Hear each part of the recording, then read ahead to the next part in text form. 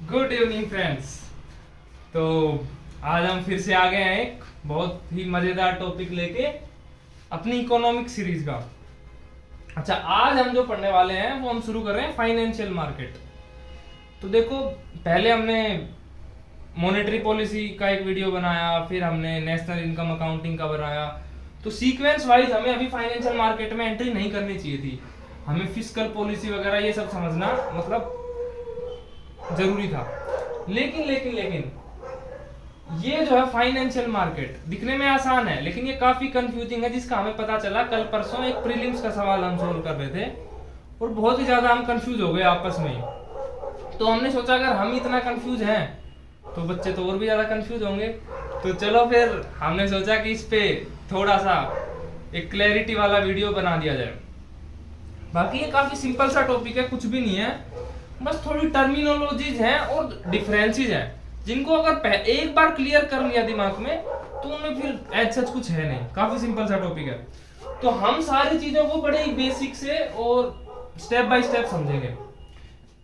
आधे घंटे का मैक्स टू मैक्स वीडियो होगा, इससे ज्यादा नहीं। चलो हम शुरू करते हैं, बात करते हैं फाइनेंशियल मार्केट की। तो सबसे पहले हम इन्हीं दोनों टर्म्स का मतलब समझते हैं कि फाइनेंशियल या फाइनेंस का मतलब क्या होता है। तो फाइनेंस की अगर मैं डेफिनेशन या बेसिक सा हमारे दिमाग में क्या आता है फाइनेंस को लेके, मतलब पैसा, मनी। और अगर यहां हम फाइनेंस की बात करें, थोड़ा टेक्निकल में जाएं या बहुत ही सिंपल में भी मैं कह सकता हूं कि मनी हमारे पास अवेलेबल हो जब हमें चाहिए, किसके लिए, इन्वेस्टमेंट करने के लिए या फिर हमें अपने यूज के लिए, तो उसे हम क्या बोल सकते हैं, फाइनेंस।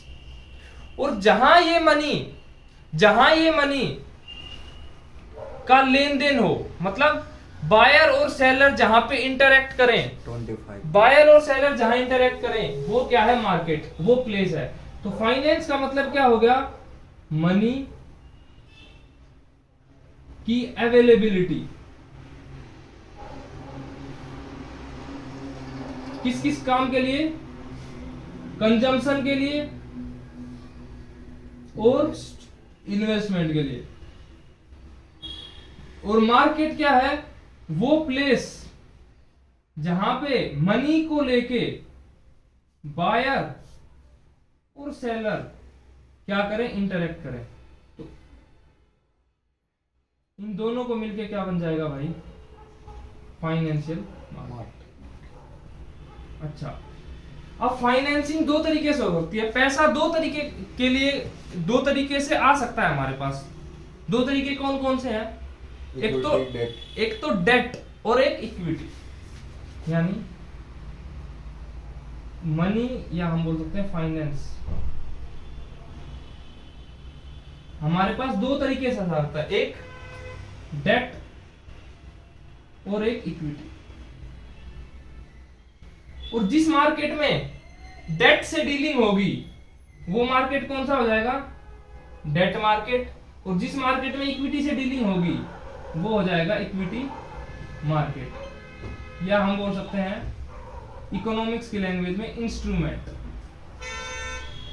जिस तरीके से जिन वेज से डीलिंग होगी वो इंस्ट्रूमेंट बन जाएंगे, या इनको हम बोल देंगे डेट इंस्ट्रूमेंट। सारे सिमिलर से ही वर्ड्स हैं, लेकिन इनका थोड़ा थोड़ा डिफरेंस हमको समझना है। अच्छा, डेट का मतलब क्या होता है, डेट का हिंदी में मीनिंग क्या होता है भाई, ऋण। ऋण का मतलब सीधा सा मतलब बोझ, कि जो बायर होगा उस पे एक फिक्स अमाउंट ऑफ क्या हो जाएगा, ऋण हो जाएगा। मतलब उसमें क्या रहेगा ना, बायर और सेलर में एक रिलेशन होगा, बस और बस बायर और सेलर का ही, ओनली एंड ओनली बायर और सेलर का ही। मतलब उनको और किसी चीज से मतलब नहीं है। बायर उसको पैसा देगा, सेलर उसको कुछ इंटरेस्ट देके पैसा लौटा देगा, बस इतना सा काम रहेगा किसका, डेट में जो भी डीलिंग होगी। लेकिन वहीं इक्विटी का मतलब ही हम देख रहे हैं इक्वालिटी, या दूसरा मतलब हम समझे तो शेयरिंग। यहां क्या होगी ना, बायर और सेलर में एक इंटरेक्शन रहेगा। और इंटरेक्शन भी कैसा रहेगा कि बायर सेलर को पैसा दे नहीं रहा होगा, बायर सेलर को अपने पैसे में शामिल कर रहा होगा, मतलब वो पैसा कॉमन पैसा होगा और उस पे जो फायदा या जो नुकसान होगा वो कॉमन होगा। इसको हम एक एग्जांपल से समझते हैं भाई, बेसिक एग्जांपल समझते हैं, आओ देखते हैं। देखो सबसे पहले हम एग्जांपल लेते हैं डेट का। डेट का भाई हम दो लोग हैं, मान लो विजय और परम। परम को पैसे की जरूरत है, वो विजय के पास गया कि भाई मेरे को 100 रुपए चाहिए, तो विजय कहेगा ठीक है भाई दे दूंगा, मेरा क्या फायदा है। तो वो कहेगा कि भाई मेरे को पैसे चाहिए और मैं तुम्हें एक फिक्स टाइम के बाद लौटा दूंगा, लेट से 1 महीने के बाद लौटा दूंगा। तो वो उस पे क्या कहेगा कि भाई, या बोल तो 1 साल के लिए लौटा दूंगा। तो बोलेगा हाँ तो मेरा क्या फायदा हुआ, तो कहेगा भाई मैं आपको क्या दे दूंगा, एक इंटरेस्ट दे दूंगा फिक्स अमाउंट ऑफ। लेट से विजय ने परम को क्या दे दिया, 100 रुपीज दे दिए 1 साल के लिए और इंटरेस्ट लेट से 10।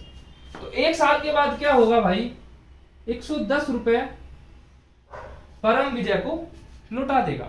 ये हमने समझ लिया डेट क्या है, लेकिन इसके फायदे और नुकसान हम 1 सेकंड के बाद समझेंगे जब हम इक्विटी समझ चुके होंगे।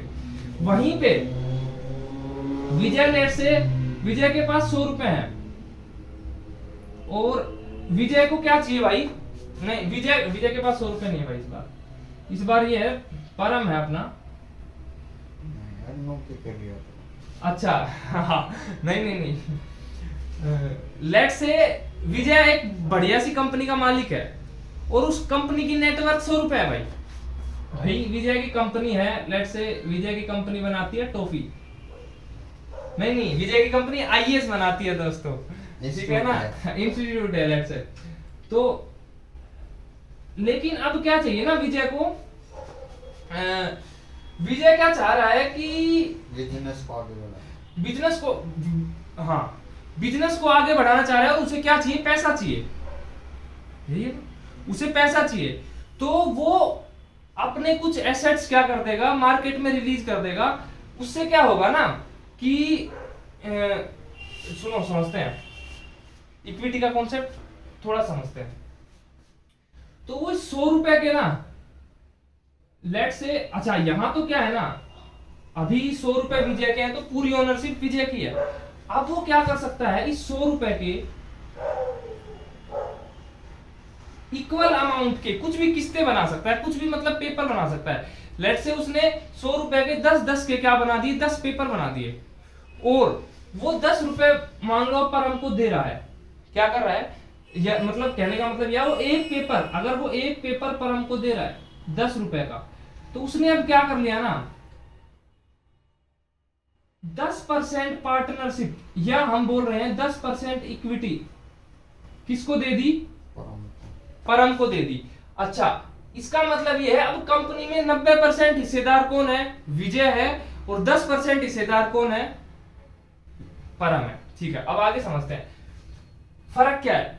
देखो अब लेट से कल को क्या हुआ, परम ने ये 100 रुपए डेट के केस में किसी काम के लिए लिए थे, मतलब कुछ भी उसको कहीं इन्वेस्ट करना था, कुछ भी करना था, और उसे मान लो फायदा हो गया, उसके 100 रुपए 150 हो गए 1 साल में, ठीक है। तो और उसने विजय को कितने लौटा दिए, 40 110, तो 40 बस फायदा किसका हुआ, परम का हुआ। तो इस बार विजय का नुकसान हो गया क्योंकि उसके 100 रुपए से 150 प्रोड्यूस तो हुए, लेकिन उसको कोई फायदा नहीं मिला, उसको बस वही फायदा मिला जो फिक्स था। लेकिन वहीं लेट से ये फायदा किसका हो गया, परम का, और नुकसान किसका हुआ, एक सेंस में विजय का हुआ, ठीक है। लेकिन दूसरे में मान लो इस 100 रुपए में उसका नुकसान हो गया उसकी कंपनी का, और उसके कितने रुपए मिले, उसे 90 प्राप्त हुए 1 साल बाद उसकी कंपनी को। अभी लेकिन अब भी विजय को कितने चाहिए, विजय को परम से कोई मतलब नहीं है। इस बार भी विजय को कितने चाहिए, वो कहेगा भाई मेरे को तो 110 दो, तो 20 रुपए परम क्या देगा, अपनी जेब से देगा, और असल में ये क्या हो गया, लॉस हो गया, किसका, परम का। तो यहां मतलब मुद्दा ये है कि डेट के केस में विजय और परम को एक दूसरे से कोई भी रिलेशन नहीं है, अमाउंट फिक्स है, इंटरेस्ट फिक्स है, ठीक है। हाँ इसके फायदे भी हो सकते हैं, नुकसान भी हो सकता है, ठीक है। वहीं इक्विटी के केस में क्या है, एक हार्मोनियस रिलेशन है। थोड़ा ध्यान से हम देखेंगे कि मान लो अगर कल कंपनी को 10 रुपए का भी फायदा हुआ, 10 रुपए का फायदा हुआ कल कंपनी को, अभी कंपनी में ओनरशिप विजय की और परम की कितनी है? 9:1 की। तो इस फायदे में से 9 रुपए जाएंगे विजय को और 1 रुपए जाएगा परम को। वहीं अगर नुकसान भी हुआ 10 रुपए का, तो 9 रुपए कौन भुगतेगा? विजय, और 1 रुपए कौन भुगतेगा? परम। मतलब फायदा भी नुकसान भी दोनों मिलके भुगतेंगे। मतलब इस केस में ये 100 रुपए दोनों के कॉमन हो गए और यहां सेग्रीगेट हो गए। तो इतना सा फर्क था डेट का और इक्विटी का। ठीक है भाई, ये हमने डेट और इक्विटी समझ ली। तो आज हम जो डीलिंग कर रहे होंगे वो डेट मार्केट की डील कर रहे होंगे। ठीक है भाई, इक्विटी मार्केट हम अगले वीडियो में समझेंगे। इक्विटी मार्केट आपने सुना ही होगा, जो सब ये स्टॉक वटॉक बहुत सुनते हैं हम कि स्टॉक एक्सचेंज, उसमें हमने शेयर खरीद लिए, शेयर बेच दिए, उस कंपनी के इतने कर लिए, ये कर लिए। तो ये सब हम किस में समझेंगे? स्टॉक मार्केट में समझेंगे। ठीक है, अब हम समझ रहे हैं डेट मार्केट या डेट फाइनेंशियल इंस्ट्रूमेंट या मार्केट। तो भाई डेट मार्केट को यहां जो अब टेबल बनेगी ना भाई, उसको ध्यान से देख लेना, यहीं से सारे सवाल आपके क्लियर हो जाएंगे। ठीक है, तो डेट फाइनेंशियल मार्केट को हमने दो में डिवाइड किया है। एक तो मनी मार्केट, कैपिटल मार्केट, और दूसरा कैपिटल। दोनों की हम कंपैरेटिव स्टडी करेंगे, तभी हमें ज्यादा क्लियरली समझ आएगा। ठीक है भाई, दिख रहा है अच्छे से? हाँ सही, मैं आगे तो ले रहा हूँ। हाँ ठीक दिख रहा है। ठीक है ठीक है ठीक है। सफल भी देख रही। मनी मार्केट की अगर बात करूं तो सबसे सिंपल, बेसिक, सबसे आसान डिफरेंस, सबसे आसान अगर मैं डिफरेंस की बात करूं तो वो क्या है भाई कि ये शॉर्ट टर्म के लिए होंगे। किसके लिए होंगे भाई? Short term. मेजर डिफरेंस यही है, बाकी डिफरेंस हम आगे समझ लेंगे। ये क्या होंगे? Long term. अच्छा सर, आप अब ये तो काफी सब्जेक्टिव बात हो गई, शॉर्ट कितना शॉर्ट, लॉन्ग कितना शॉर्ट। तो मैं एक बिल्कुल फिक्स सा नंबर दे रहा हूं, लेस देन 1 ईयर, 364 डेज, हाँ, या फिर हम बोल सकते हैं 1 ईयर। और ये क्या होंगे भाई? ग्रेटर देन, मोर देन हाँ, 1 ईयर या 364 डेज। यानी हम कह सकते हैं जो लंबे टाइम के लिए लेन देन होगा वो किस में काउंट होगा? मान लो अब विजय ने मेरे को 100 रुपए 1 साल के अंदर अंदर के लिए दिए, तो वो कौन सा होगा? Money market. अगर 1 साल से ज्यादा के लिए दिए तो वो कौन सा होगा? Capital market. ठीक है भाई, ओके ब्रो। तो अब हम शुरू करते हैं कि इसमें बॉन्ड की डेफिनेशन। जो ये अपना फाइनेंशियल मार्केट में मनी मोर कैपिटल मार्केट पड़ा, तो इसके पार्ट कौन, क्या क्या चीजें इसकी पार्ट है? तो सबसे पहली जो पार्ट आता है भाई वो आते हैं बॉन्ड्स। पहले हमें बॉन्ड समझना होगा। बॉन्ड्स कुछ नहीं होता भाई। बॉन्ड्स का हिंदी मीनिंग क्या होता है? बॉन्ड प्रतिभूति। हाँ, प्रतिभूति। प्रतिभूति। प्रतिभूति हिंदी में समझे तो इसका सिंपल सा अर्थ क्या है भाई कि एक कागज का टुकड़ा तुम्हें मिलेगा जिसपे क्या लिखा होगा कि भाई इतने रुपए, जिसको हम फेस वैल्यू बोल रहे हैं, मान लो 100 रुपए, 100 रुपए लिखा होगा कि 100 रुपए का नोट है, उस पे हमारे पास इंटरेस्ट रेट लिखा होगा 10% मान लो इंटरेस्ट रेट है। और तीसरा हमारे पास टाइम लिखा होगा, लेट से कुछ भी x इयर्स टाइम है, जारी करने वाले। और जो इस जो बॉन्ड बेच रहा होगा सेलर या जो जारी कर रहा होगा उसका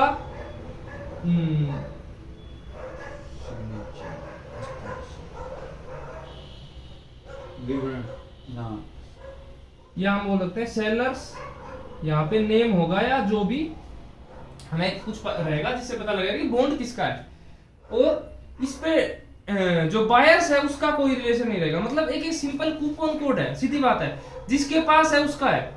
इसमें कुछ ऐसा फिक्स नहीं है कि जैसे हमारे पास एक बैंक अकाउंट होता है कि बैंक अकाउंट मेरा ही है, मेरे पास बैंक में पैसे हैं, वो मतलब मैं ही निकाल सकता हूँ या मेरा है। समझ रहे हो बात को? ये एक सिंपल सा इंस्ट्रूमेंट है, मतलब कागज का टुकड़ा है जिसपे लिखा हुआ है कि भाई ये इतने रुपए हैं, ये इंटरेस्ट रेट है 1 साल का है, और ये इंटरेस्ट रेट भी फिक्स रहेगा, 1 साल बाद हमें कितने पैसे, मान लो 110 रुपए, लाइक है मेट्रो टोकन। लाइक है मेट्रो टोकन। हाँ सीधी बात है भाई, मेट्रो कार्ड की तरह हुआ। बहुत अच्छा है, इसने एग्जांपल दिया है। लेकिन हाँ मेट्रो कार्ड में ये है कि टाइम लिमिट फिक्स नहीं होती, लेकिन वैसे हम ले सकते हैं कि मेट्रो कार्ड जिसके पास होगा वही यूज कर सकता है। कोई वहां पे नहीं है कि किसका है वो, समझ रहे हो, किसी के नाम पे अलॉट नहीं होता, ठीक है ना, मतलब खरीदना पड़ता है नॉर्मल वे में। इलेक्टोरल बॉन्ड्स का भी मोर और लेस वैसा ही कंसेप्ट है। अच्छा तो अब ये कौन कौन रिलीज कर सकता है, कौन कौन रिलीज कर सकता है, तो ये बॉन्ड्स कोई भी रिलीज कर सकता है भाई। लेट से सबसे मेन रिलीज करने वाला कौन है, गवर्नमेंट। भाई गवर्नमेंट को मान लो पैसे चाहिए लेट से, तो वो एक कागज के टुकड़े पे इतने आपको इंश्योरिटी दे देगा कि ये लो भाई कागज का टुकड़ा, तुम्हारे पास ये कागज का टुकड़ा है, 1 साल बाद मेरे पास आ जाना, मैं तुम्हें 100 के 110 रुपए दे दूंगा। अच्छा गवर्नमेंट को जरूरत क्या पड़ी रिलीज करने के लिए, उसे पैसा चाहिए भाई। गवर्नमेंट को अगर पैसा चाहिए तो वो बेसिकली, अच्छा अब वही बात है, एक तो गवर्नमेंट रिलीज करेगी, वैसे ही कंपनीज रिलीज कर सकती है, वैसे ही बैंक रिलीज कर सकते हैं, लेकिन जो लेने वाला है, देखो लेने वाला है वो एक तो विजय मेरे को दे रहा है, अब विजय कल भाग जाए, वहीं गवर्नमेंट मेरे को दे रही है, तो गवर्नमेंट तो मेरे को पता है कहीं नहीं भाग सकती, समझ रहे हो बात को। तो बॉन्ड्स भी क्वालिटी के आधार पे 2 प्रकार के होते हैं भाई, क्वालिटी के आधार पे बॉन्ड्स भी क्या होते हैं, 2 प्रकार के होते हैं। कौन कौन से बॉन्ड्स होते हैं भाई, यहां लिख रहा हूं, on basis of quality. Quality मतलब अभी विजय ने एक अच्छा वर्ड मेरे को बताया था हिंदी में, विश्वसनीय, मतलब जिनके डिफॉल्ट होने की पॉसिबिलिटी बहुत कम है वो तो क्रेडिबल बॉन्ड्स हो गए, और जिनके डिफॉल्ट होने की हम कुछ कह नहीं सकते या पॉसिबिलिटी है ज्यादा है, वो क्या है, नॉन क्रेडिबल, या हम उनके लिए एक वर्ड यूज करते हैं जो gilt edge bonds, gilt edge bonds और जंक बॉन्ड्स। देखो भाई गिल्ट एज बॉन्ड्स वो हैं जिनकी डिफॉल्ट होने की पॉसिबिलिटी ना के बराबर है, और जंक बॉन्ड्स वो हैं जिसके बारे में हम कुछ कह नहीं सकते, मतलब ये विश्वसनीय है और ये अविश्वसनीय है। अगर जंक वाले कौन से हैं भाई, विजय माल्या वाले, उसने अपने बॉन्ड बेचे लोगों को और फिर भाग गया, तो सारा पैसा लोगों का गया पानी में, तो वो जंक बॉन्ड है। अच्छा अब ये बात है कि भाई फिर लोग उनका पैसा खरीदेंगे क्यों, या फिर कैसे लोगों को पता लगेगा कि इसका ये विश्वसनीय ठीक ठाक है, मतलब कंपनीज के केस में भाई गवर्नमेंट बॉन्ड तो मोर और लेस क्या है, गिल्ट एज बॉन्ड्स है, मतलब उन पे तो फुल विश्वास है हमें, समझ रहे हो ना बात को, कि वो तो गवर्नमेंट तो कहीं नहीं भाग सकती। लेकिन कंपनी के केस में अब क्या होता है ना कि कौन सी कंपनी अच्छा करेगी ताकि वो रिकवरी कर पाएगी और हमें वापस लौटा पाएगी विद इंटरेस्ट, तो लोग कौन सी कंपनी में इन्वेस्ट करें, इसके लिए हर देश में कुछ रेटिंग एजेंसीज होती हैं जो उनके बॉन्ड्स की रेटिंग देती हैं, और उसी हिसाब से क्या है ना बॉन्ड का प्राइस भी डिसाइड होता है। मैं आपको समझाना चाहूंगा, उसी हिसाब से मार्केट में देखो जैसे बॉन्ड होते हैं ना, एक तो मान लो बॉन्ड्स ट्रेडेबल भी होते हैं, ये कंसेप्ट हम आगे भी समझेंगे, लेकिन एक बेसिक समझा देता हूं मैं कि ये बॉन्ड्स ट्रेडेबल भी होते हैं। कल को मान लो मेरे को लग रहा है कि भाई मैंने 100 रुपए ये है ना अपने दे दिए, कि बॉन्ड खरीद लिया 100 रुपए में, और मेरे को लग रहा है कि यार 100 रुपए में मैं कुछ और कर लेता, मेरे को मान लो अर्जेंटली जरूरत है कुछ भी है, तो हम ये बॉन्ड किसी और को भी बेच सकते हैं, क्योंकि मैंने बताया इसमें सेंडर्स का तो कुछ होता नहीं है, लिक्विडिटी तो हाँ, तो एक ये मान लो जैसे हमारा नोट एक्सचेंज कर सकते हैं ना, वैसे ये बॉन्ड मैं विजय को दे सकता हूँ, मेरा गवर्नमेंट सिक्योरिटी वाला बॉन्ड मैंने विजय को दे दिया। अब देखो यहाँ है ना, यहाँ कोई वो नहीं है, यहाँ अब जो बॉन्ड का प्राइस होगा ना वो मार्केट प्राइस है, ठीक है। अगर मान लो ऐसा लग रहा है कि भाई फ्यूचर में इस बॉन्ड का प्राइस बढ़ने की संभावना है, तो बॉन्ड का प्राइस बढ़ जाएगा, या परिस्थितियों के हिसाब से मैं बात कर रहा हूं, तो विजय मेरा बॉन्ड खरीद सकता है ज्यादा प्राइस पे या लो प्राइस पे, ठीक है ना, तो वो क्या है बॉन्ड का मार्केट प्राइस है। हाँ, तो वैसे ही बॉन्ड का प्राइस कौन डिसाइड करते हैं, क्रेडिट रेटिंग एजेंसीज। तो बेसिकली वर्ल्ड की 3 बहुत फेमस एजेंसीज हैं जो क्रेडिट रेटिंग करती हैं कंपनीज को। समझ रहे हो कि भाई वो कितना अच्छा करेंगी, कितना अच्छा उनके बॉन्ड अच्छे हैं, डिफॉल्ट होने के चांसेस कितने हैं, समझ रहे हो। उनकी क्वालिटी के बारे में कौन बताएंगी, क्रेडिट रेटिंग एजेंसीज बताएंगी। बेसिकली जो वर्ल्ड में 3 है बहुत popular, Moody's, Standard and Poor's और फिच। फिच तो बेसिकली यूरोप में ऑपरेट करती है, लेकिन मूडीज और स्टैंडर्ड और पुअर्स पूरे वर्ल्ड में ऑपरेट करती है, और इंडिया के लिए उनकी काफी रेलिवेंसी है, ठीक है। मतलब उनके हिसाब से ही लोग प्रभावित होते हैं और बॉन्ड्स खरीदते हैं। वहीं जंक बॉन्ड्स क्या है भाई, जिनके डिफॉल्ट होने की संभावना ज्यादा है, ठीक है।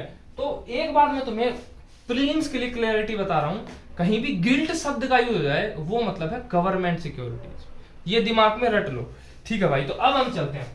तो सबसे पहला हमने वही बताया ना, गवर्नमेंट बॉन्ड्स या गवर्नमेंट सिक्योरिटीज सेम ही वर्ड है। अच्छा, G-Secs हम इनको यूज कर देते हैं, लेकिन पहली बार यूज कर लें तो गवर्नमेंट सिक्योरिटी या G-Secs किसके लिए, 364 दिन से कम दिन के लिए। तो मैं तीन यहां पे पैमाने बढ़ा रहा हूं, for 91 days, for 182 days, for 364 days. जो बॉन्ड्स रिलीज किए जाते हैं ये शॉर्ट टर्म के लिए हो गए, 1 साल से कम वाले हो गए, तो इन बॉन्ड्स को बोलते हैं ट्रेजरी बिल्स। और मैं ये बताना चाहूंगा, एक वर्ड मैं यूज कर रहा हूं, ये जीरो कूपन बॉन्ड्स है। क्या है भाई, जीरो कूपन बॉन्ड्स है। अच्छा, ऐसा क्यों हुआ, जीरो कूपन का मतलब क्या हुआ? तो बेसिकली इकोनॉमिक्स में कूपन का मतलब होता है इंटरेस्ट रेट। कूपन का मतलब क्या होता है भाई, कूपन का मतलब क्या होता है, मिटा दूंगा भाई बाद में। कूपन का मतलब होता है इंटरेस्ट रेट। और दूसरा कूपन बॉन्ड्स और डिस्काउंटेड बॉन्ड्स भी इनको बोलते हैं। मतलब एक टाइप ऑफ बॉन्ड्स है, हम समझेंगे क्या।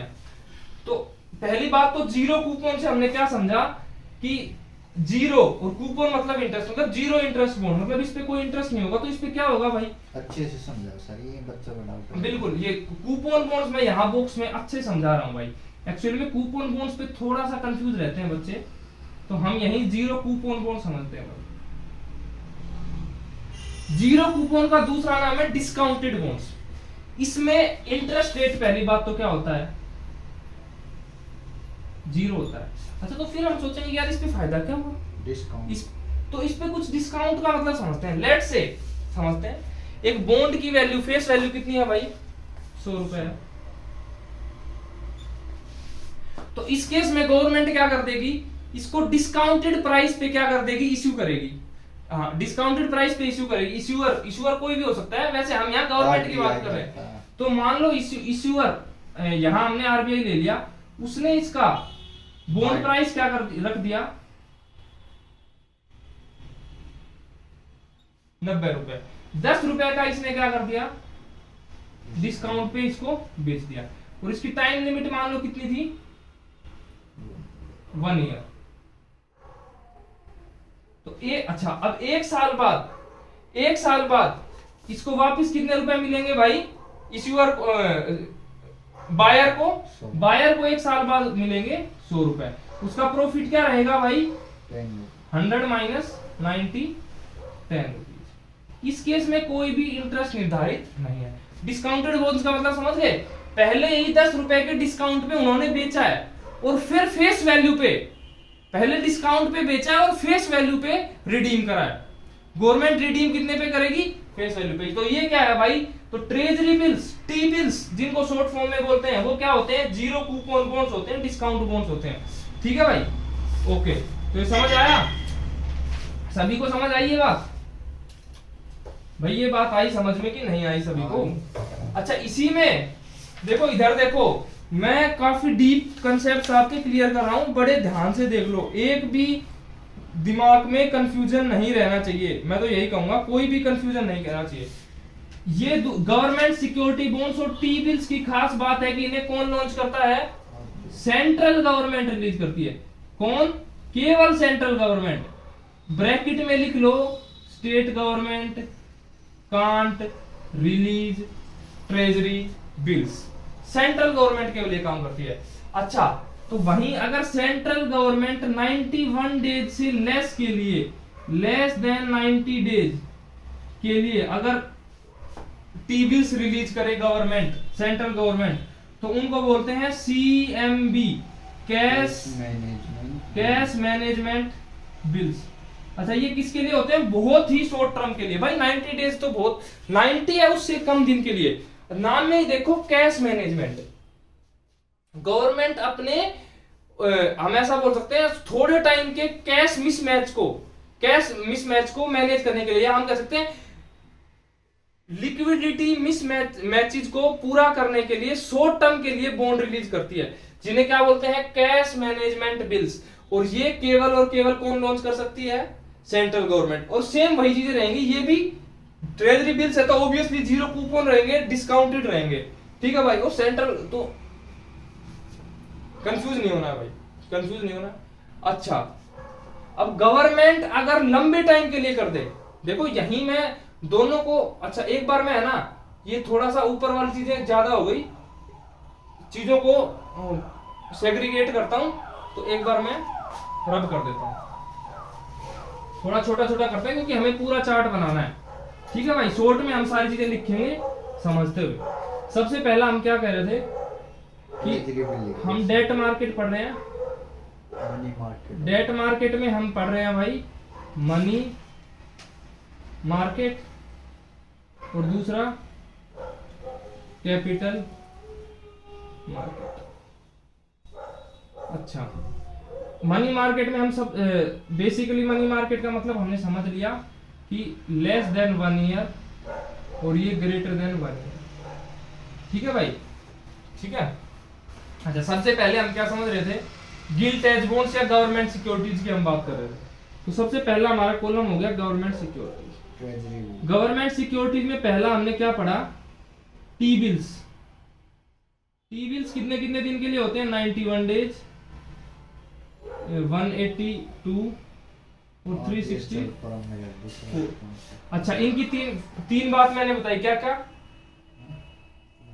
सेंट्रल गवर्नमेंट इनको लॉन्च करेगी, जीरो कूपन बॉन्ड्स होते हैं, डिस्काउंटेड या जिनको हम बोल देते हैं, ठीक है। अच्छा, और मैंने एक और बात बता दी, दूसरे क्या हो गए इन्हीं में, अगर लेस देन 91 डेज वाले टी बिल्स हैं तो उन्हीं का नाम क्या हो गया? CMB, cash management bills. अब मैं शॉर्ट फॉर्म लिख रहा हूं भाई।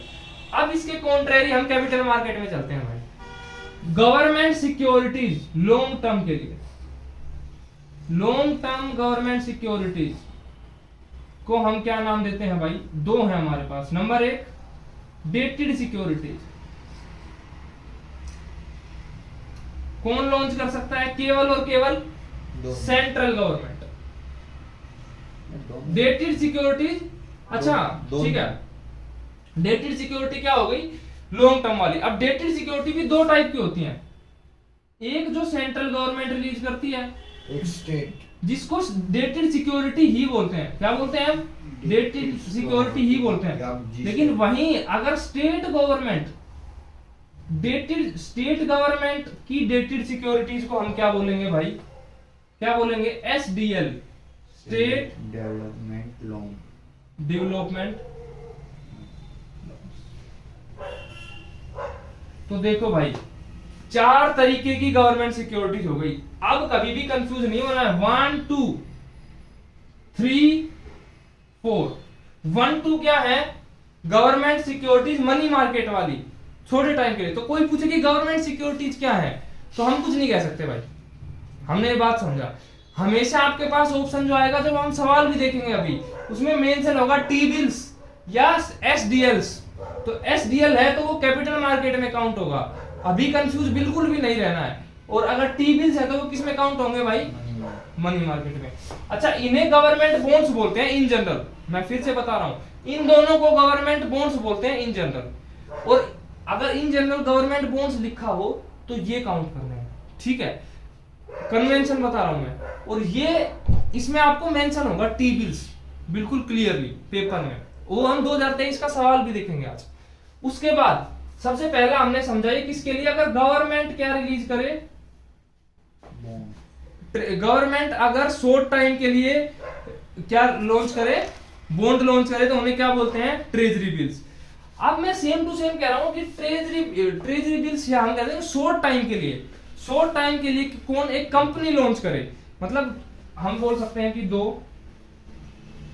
Short term bonds by company, तो उनको हम क्या बोलेंगे भाई?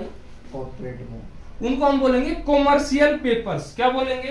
कमर्शियल पेपर, कॉर्पोरेट बॉन्ड और debenture. Commercial paper no, commercial paper और सीपीज शॉर्ट टाइम के लिए। इसके करस्पॉन्डिंग अगर कंपनी लॉन्ग टर्म के लिए रिलीज करे तो उसका क्या बोलेंगे हम? डिबेंचर्स। क्या बोलेंगे भाई? बहुत सुना होगा तुमने ये वर्ड, डिबेंचर। आज क्लियर कर लो। डिबेंचर्स कुछ नहीं है, long term bonds issued by A company. और कंपनी कौन होगी? जो कंपनी एक्ट के अंडर रजिस्टर होगी। समझ रहे हो भाई बात को? कंपनी का मतलब एक आदमी नहीं होता, उसमें मल्टीपल स्टेक्स होते हैं। सबसे पहला फिर देख लो भाई, गवर्नमेंट लॉन्च करे तो गवर्नमेंट सिक्योरिटी 4 प्रकार की होती हैं। शॉर्ट टर्म मनी मार्केट में शॉर्ट टर्म वाली 2, टी बिल्स और कैश मैनेजमेंट। कैश मैनेजमेंट असल में टी बिल्स का ही पार्ट है, ठीक है। लॉन्ग टर्म में डेटेड के 2 पार्ट, सेंट्रल गवर्नमेंट अगर करे तो डेटेड, स्टेट गवर्नमेंट अगर करे तो स्टेट डेवलपमेंट लोन्स। ये किसके लिए है? स्टेट में अगर कैपिटल फॉर्मेशन के लिए, उनके लिए, ठीक है। उसके बाद शॉर्ट टर्म के लिए, अच्छा 1 सेकंड रुकिए भाई, 1 सेकंड। अच्छा विजय कह रहा है कि ये जैसे टी बिल्स में हमने बताया कि बॉन्ड्स किस प्रकार के होते हैं, तो उसको स्पेसिफाई करो। तो भाई जो स्पेसिफिक चीजें थी वो टी बिल्स के अंडर में ही थी। बाकी जो मैंने यहाँ एक बॉन्ड का डब्बा बनाया था कि उस पर एक फिक्स इंटरेस्ट रेट लिखा होगा, एक फिक्स उसकी फेस वैल्यू होगी और फिक्स उसका बॉन्ड प्राइस होगा, वो सभी इनके लिए चल रहा होगा। थोड़े चेंजेस हुए हैं, गवर्नमेंट ने किए हैं टाइम के साथ। जैसे एक अभी ताजा आया, ताजा तो क्या कहूँ, 2013 के बाद आए हैं इन्फ्लेशन इंडेक्स बॉन्ड्स, जो एक अपनी कमेटी हुई थी। कौन सी कमेटी थी? वाघाल कमेटी, जिन्होंने रिकमेंड किया था। और उसके लिए बॉडी भी बनाई गई है एक, DFHI, discount and financial house of India, जो डिसाइड करते हैं, क्योंकि इन्फ्लेशन के साथ प्राइस फ्लैक्चुएट होता है। लोग चाहते हैं कि भाई मान लो आज गवर्नमेंट ने 100 रुपए का बॉन्ड दिया और 10 साल बाद वो उस पे 10% इंटरेस्ट दे रही है, मतलब 100 रुपए और दे रही है। लेकिन हो सकता है इन्फ्लेशन 10% बढ़ गया, मतलब लोगों को तो कोई फायदा नहीं हुआ। मतलब हर साल अगर 10% इन्फ्लेशन बढ़ रहा था तो नेट तो लोगों को कोई फायदा नहीं हुआ, तो वो क्यों इन्वेस्ट करेंगे? तो गवर्नमेंट अपनी क्रेडिबिलिटी बनाने के लिए, ताकि लोग गवर्नमेंट बॉन्ड्स में इन्वेस्ट करें, इसलिए लॉन्च करती है इन्फ्लेशन इंडेक्स बॉन्ड्स, या हम बोल सकते हैं इन्फ्लेशन एडजस्टेड बॉन्ड्स, जिसमें जो इन्फ्लेशन की वजह से जो नुकसान हुआ वो गवर्नमेंट अलग से देगी, ठीक है ना। तो वो हम बॉन्ड्स में बात करेंगे। बाकी जो अभी तक हमने करे हैं ये सभी वही हैं जो बेसिक वाले। अच्छा, दो हमने समझ लिया, गवर्नमेंट रिलीज करे तो ये हो गया, कंपनी रिलीज करे तो सीपीज या डिबेंचर्स, ठीक है भाई।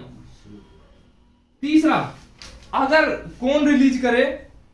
बैंक्स रिलीज करें। तीसरा, बैंक्स रिलीज करें, बैंक्स रिलीज करें। अगर बैंक शॉर्ट टर्म के लिए रिलीज करें तो उन्हें क्या बोलेंगे भाई हम? सर्टिफिकेट ऑफ डिपॉजिट, या हम बोल सकते हैं शॉर्ट टर्म बॉन्ड्स। इन वर्ड्स में बहुत कंफ्यूज रहते हैं भाई, बहुत ज्यादा कंफ्यूज रहते हैं। हम खुद कंफ्यूज थे स्टार्टिंग में पढ़ा तो, लेकिन दोबारा जब हमने पढ़ा तो हमारी क्लैरिटी आई। तो इसको हमने क्या नाम दिया? सर्टिफिकेट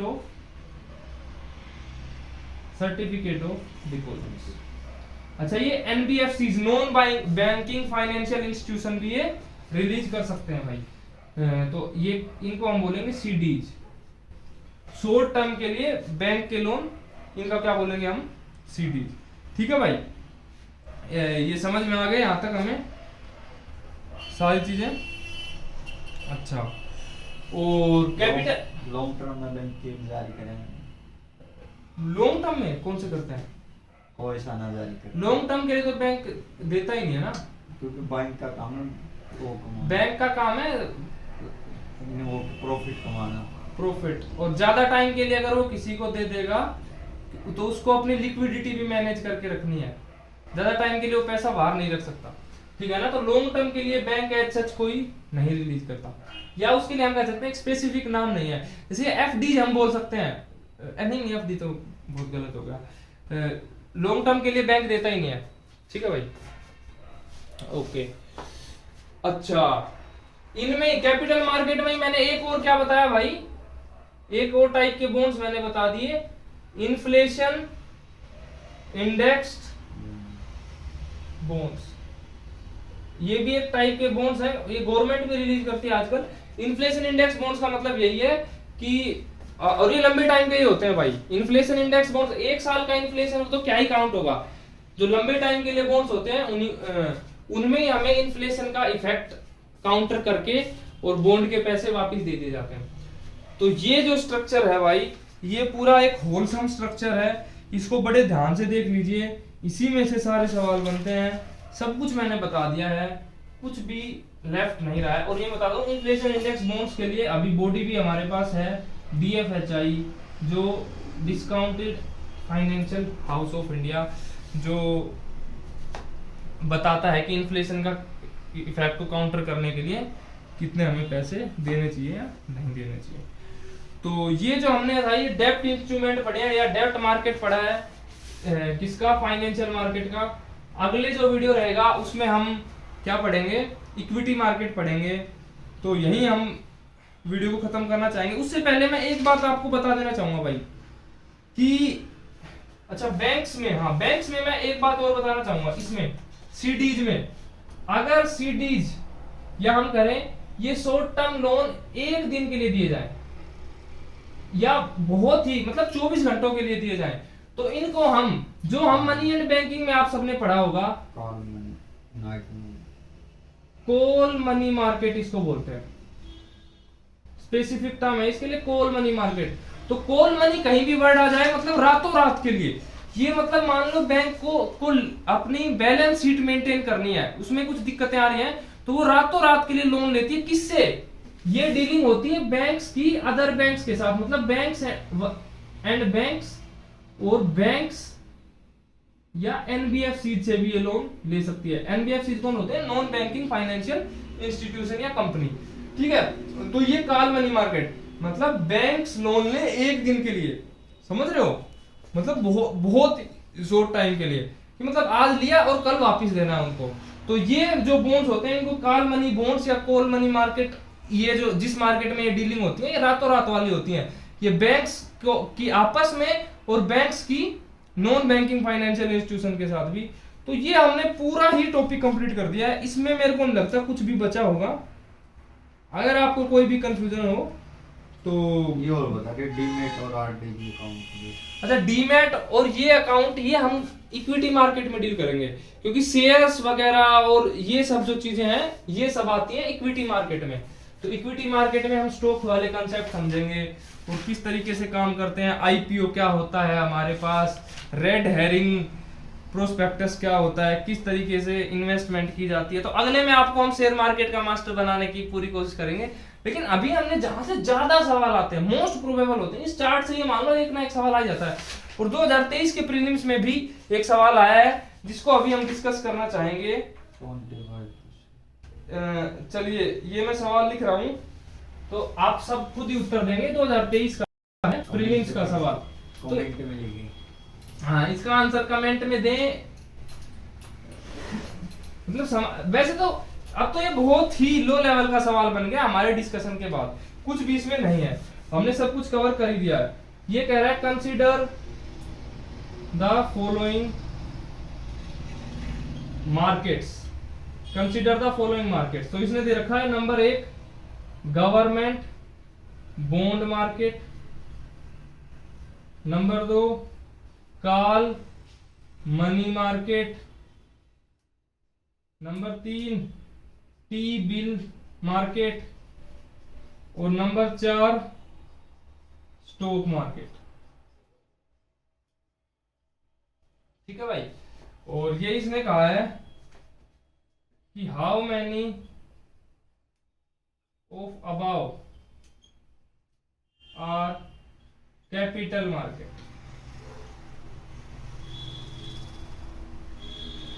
या हम कह सकते हैं how many of above are included in capital market.